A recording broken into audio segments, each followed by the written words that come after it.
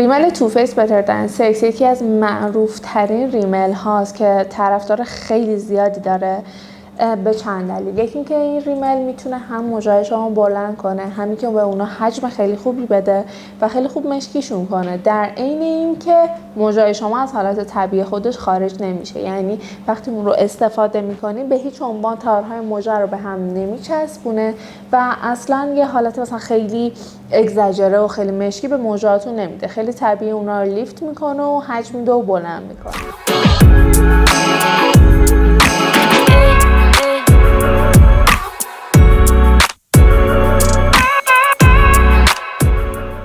موجه گیاهی هستش و اگر که شما جزو کسایی هستین که چشم‌های خیلی حساسی دارین با خیال راحت ازش استفاده کنین، چون هیچ آسیبی به چشماتون وارد نمیکنه و اصلا ریزش نداره.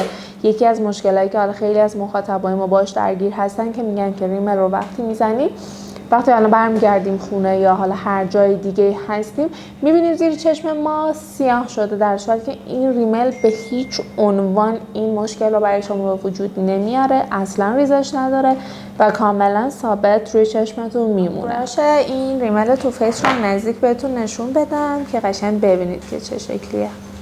یه براش کاملا ساعت شنی داره و اگر دقت کنید با این براش قشنگ میشه موجه های ریز رو هم گرفت. به خاطر همینه که میگیم فرقی نمیکنه موجاتون تو چه حالتی باشه، این ریمل خیلی خیلی خوشگلش میکنه.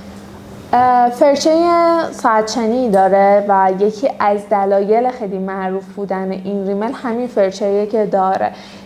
این حالتی که فرچه‌اش داره باعث میشه که وقتی استفادهش میکنین حتی کوتاه‌ترین موجه رو هم، چه گوشه داخلی چه گوشه بیرون موجه‌تون رو کاملا در بر میگیره و مواد رو خیلی یکسان به کل موجه شما پخش میکنه.